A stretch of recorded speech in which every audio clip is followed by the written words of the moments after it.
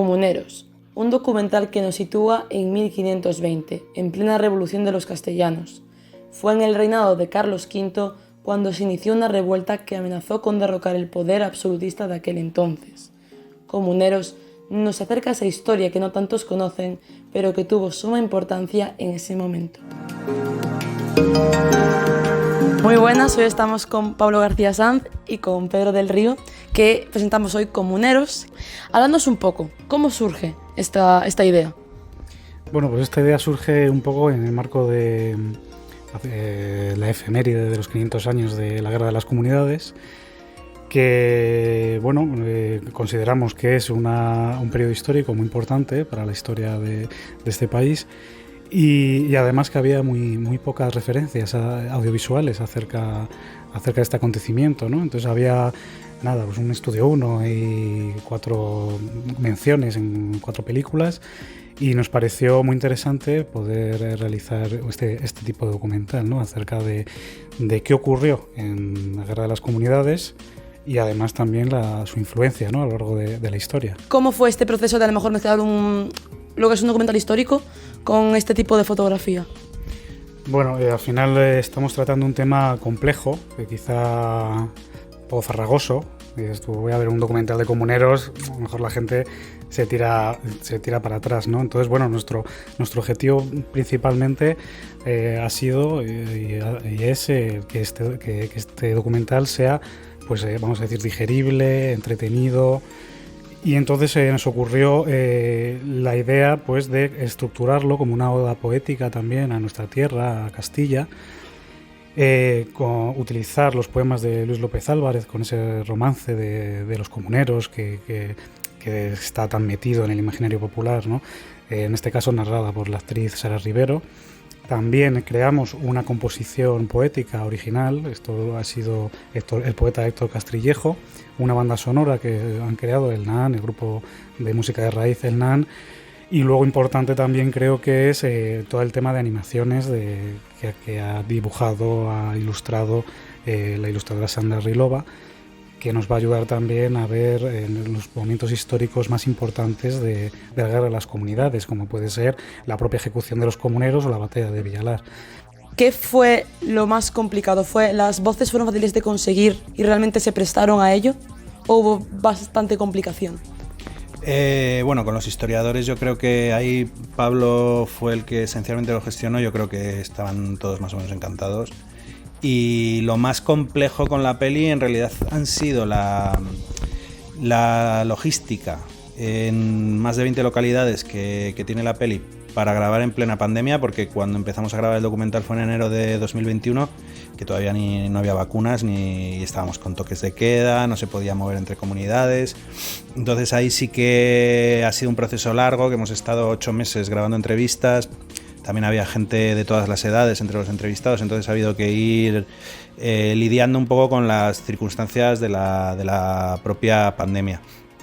Y ahí yo creo que ha sido la parte más compleja, lo de las localizaciones, los permisos de rodaje de lugares históricos en cada localidad, y luego la parte que tiene la peli de animación, que es muy importante dentro de la película y que también ha tenido un tiempo largo, porque en realidad el tema es que nosotros la peli la teníamos que tener dentro del 5º centenario de la batalla de Villalar, que fue el año pasado. Entonces hemos sido un poco, pues, al principio parecía que holgados, pero luego bastante apretados por causas externas.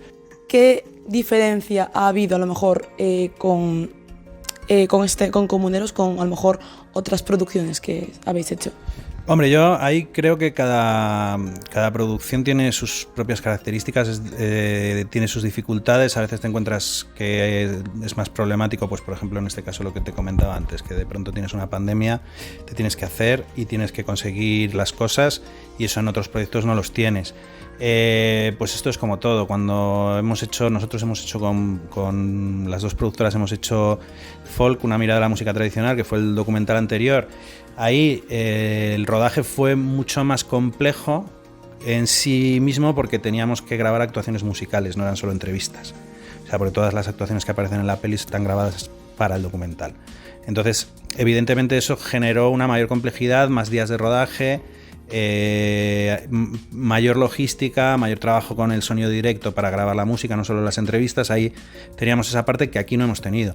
Aquí la complejidad ha estado, por ejemplo, en la animación, que allí no había. O sea, te diría que en ese sentido pues ha sido una cosa nueva para nosotros el tener tanto trabajo en la fase de postproducción y que haya estado todo como mucho más acotado en la parte estrictamente de rodaje. Ahí sí que hemos notado una diferencia y hemos aprendido mucho, la verdad, porque esto de los tiempos que maneja la animación no tiene nada que ver con los que estábamos acostumbrados a manejar.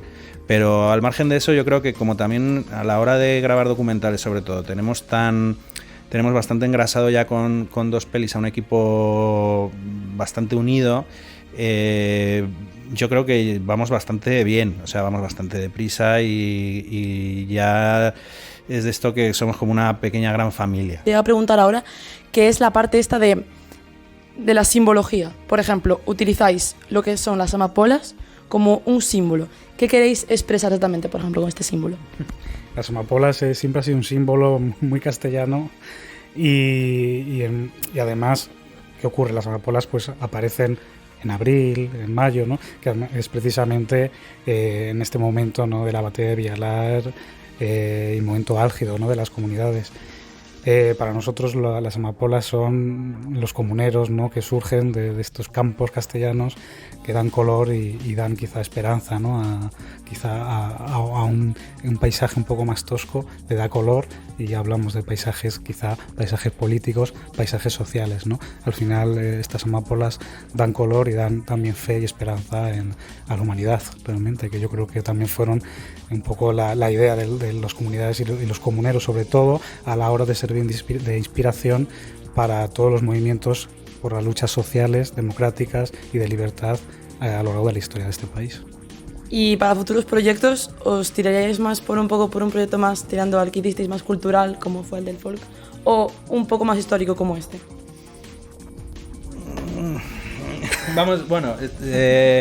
Estamos dándole vueltas a un par de proyectos que yo creo que lo próximo va a ser documental otra vez, y es posible que tenga más similitud, o sea, que sea como un punto medio entre los dos.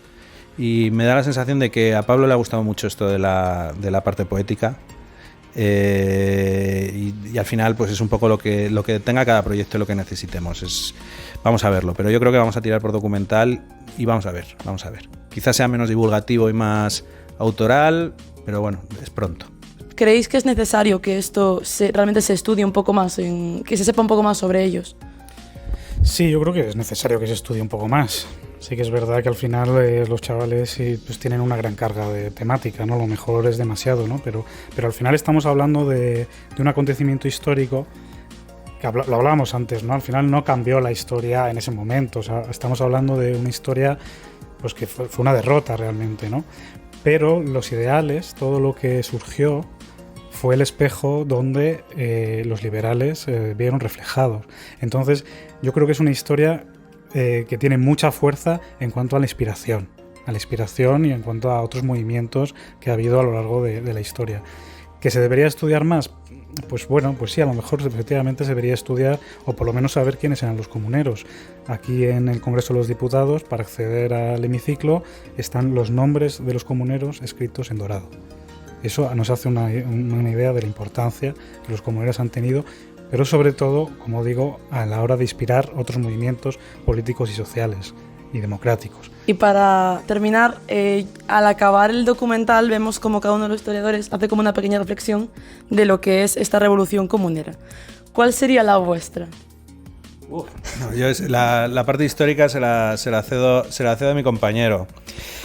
Yo, vamos a ver, viéndolo en conjunto, sí que es cierto que hay en el documental, dentro de los propios historiadores hay opiniones polarizadas y hay algunos historiadores que consideran que sí que fue una revolución que trascendió, otros historiadores piensan que no tanto. Yo creo que sí que ha tenido una importancia, y de hecho la prueba está en que hoy en día el año pasado se han celebrado el 5º centenario con muchas celebraciones, y todos los años se hace en Villalar la fiesta el día 23 de abril y es una gran fiesta. O sea, sí que es cierto que es un movimiento que en los últimos, a partir de la transición, ha sido cuando de verdad se ha revalorizado y se ha adoptado como unos ideales más contemporáneos, pero a mí me parece que que yo estoy más de acuerdo con los historiadores que aparecen en el documental que defienden que sí tuvo una importancia. Ahora pues veremos lo que pasa. Sí que es cierto, también por otro lado, que va relacionado con la pregunta anterior, que nosotros, una de las razones por las que nos hemos tirado a la piscina, como bien dijo Pablo antes, es que no había ninguna pieza audiovisual cinematográfica sobre el tema. No la hemos encontrado, al menos. Y eso también indica un poco la importancia que se le ha dado en muchos momentos, y también un poco define el carácter castellano que nos cuesta mucho hablar de lo nuestro y defender lo nuestro. Pero bueno, hay que ver también ahora, una vez que se estrena la peli y la gente la vea, pues qué opiniones nos encontramos, desde luego. Bueno, pues muchas gracias a los dos por la entrevista, y ya sabéis, todos nosotros a ver Comuneros.